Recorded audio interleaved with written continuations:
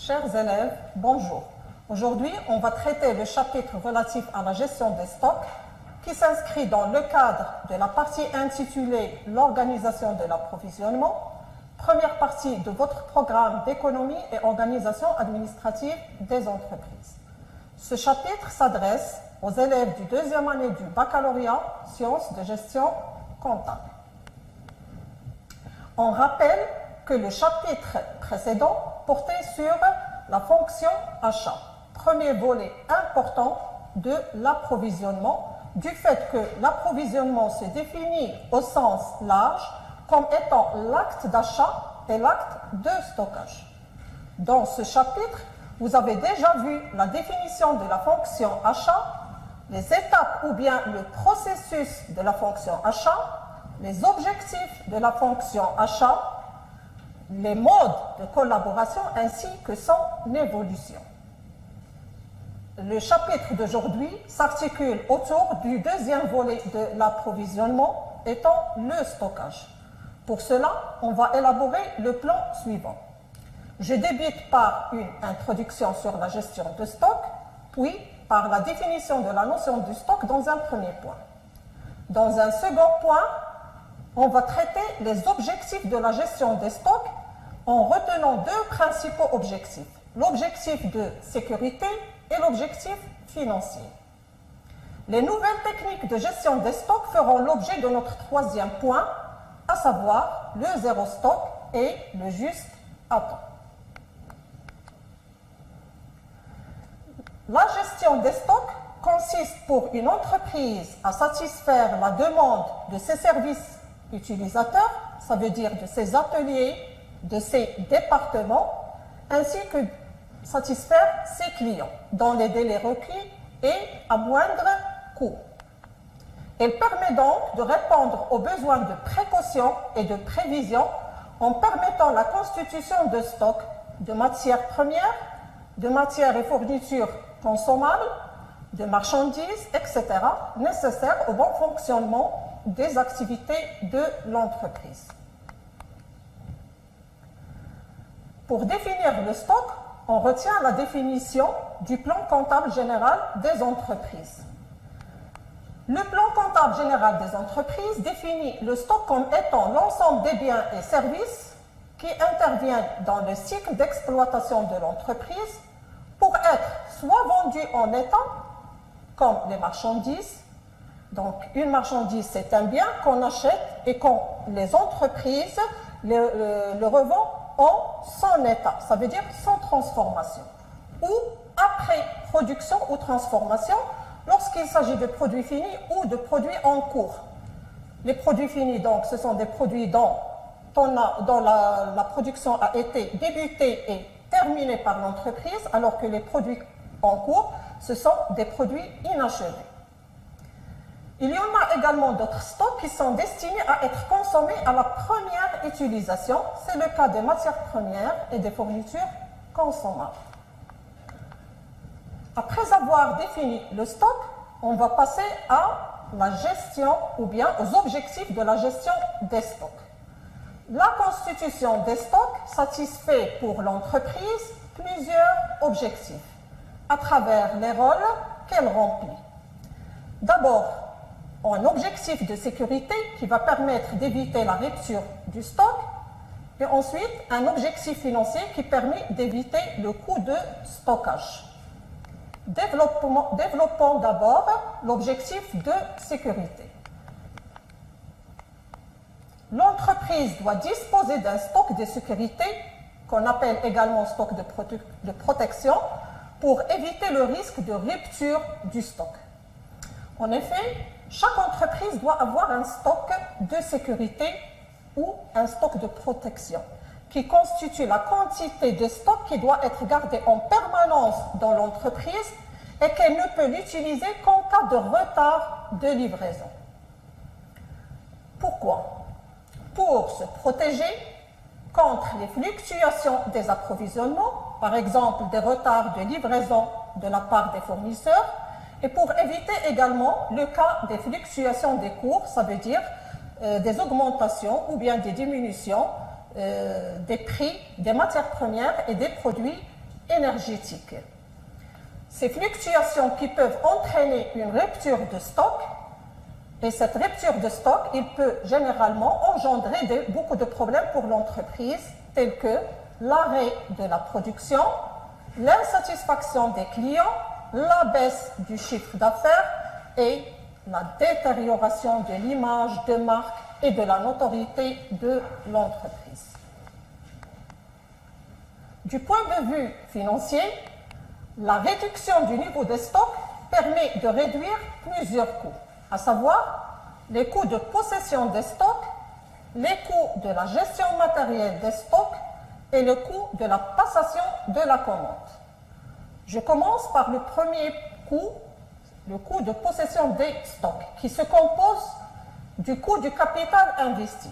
On désigne par le coût du capital investi les capitaux immobilisés pour le financement du stock et qui est généralement évalué par l'entreprise par le manque à gagner correspondant aux revenus que procurerait ce capital lorsqu'il est utilisé à l'extérieur de l'entreprise. Ensuite, il y a le coût du magasinage. L'entreprise a besoin d'un local. Dans ce cas, soit qu'il va lui payer un loyer ou bien constater un amortissement annuel des bâtiments. Troisième composante du coût de possession des stocks étant le coût de la dépréciation des articles en stock.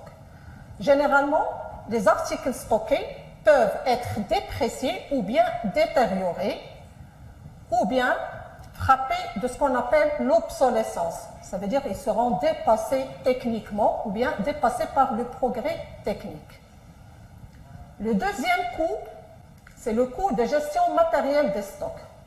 Pour gérer les stocks, bien sûr, il y a un personnel chargé de la gestion du stock. Alors, ce personnel a besoin d'une rémunération du personnel.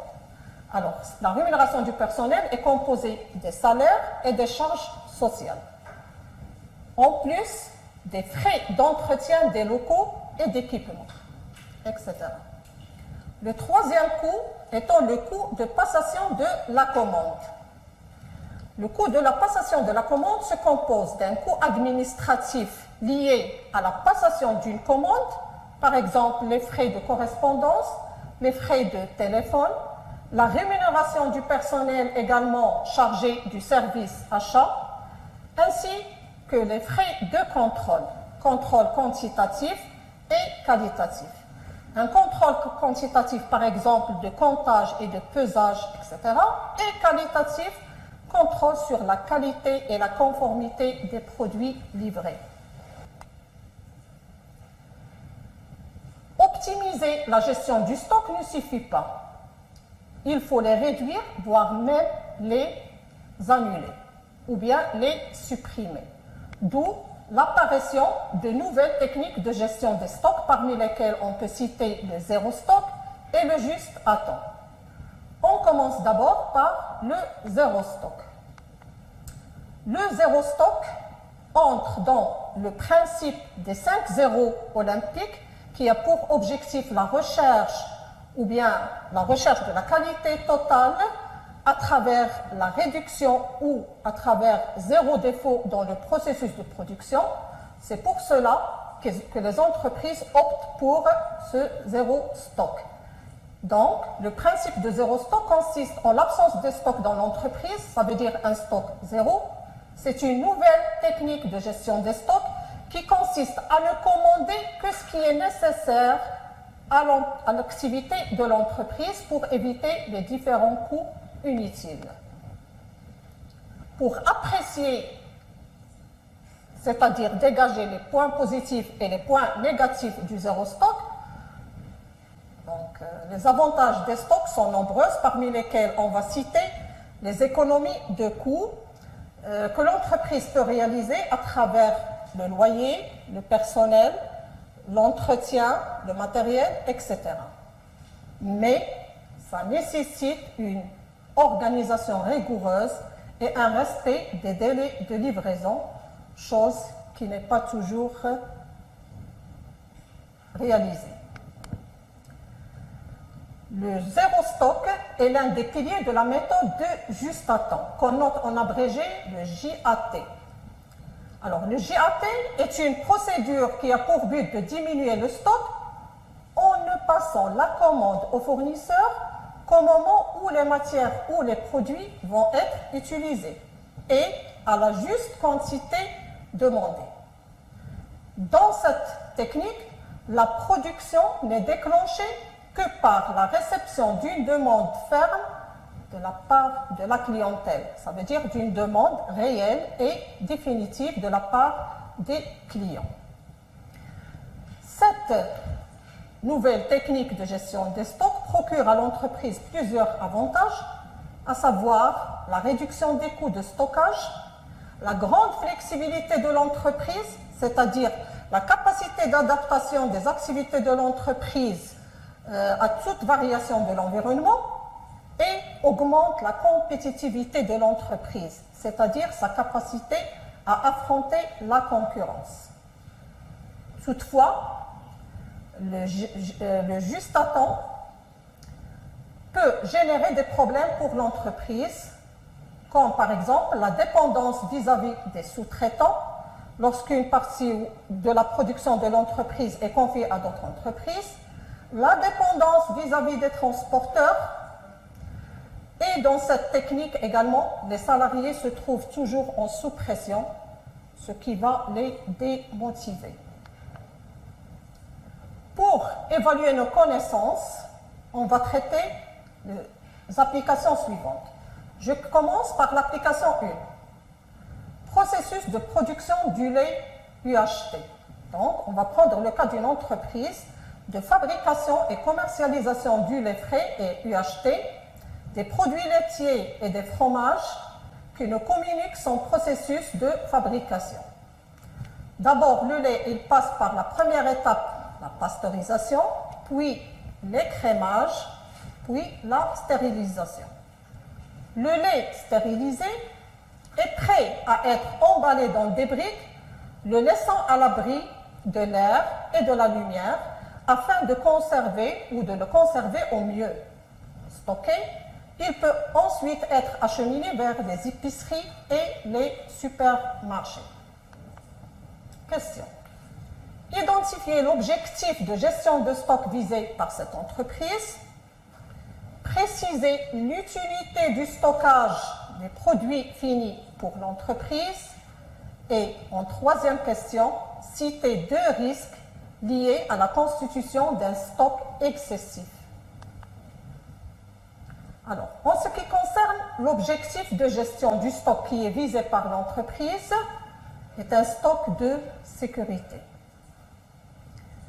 L'utilité de stockage du produit fini pour l'entreprise, on dit l'utilité ou bien l'intérêt du stockage pour l'entreprise, sont nombreux.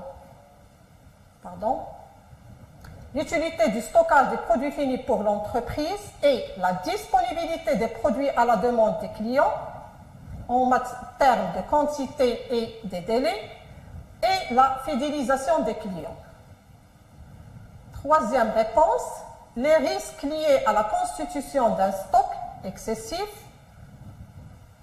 le coût élevé de stockage, comme nous avons traité, il y en a plusieurs coûts qui sont liés au stockage, et le risque de détérioration de produits. On passe maintenant à un deuxième cas d'une entreprise ayant pour activité principale la fabrication, l'achat, la vente, l'importation et l'exportation de tout produit alimentaire, par exemple les conserves de poissons et d'abricots. Afin de se prémunir des aléas liés à la saisonnalité des approvisionnements, la société recourt à l'achat des poissons congelés.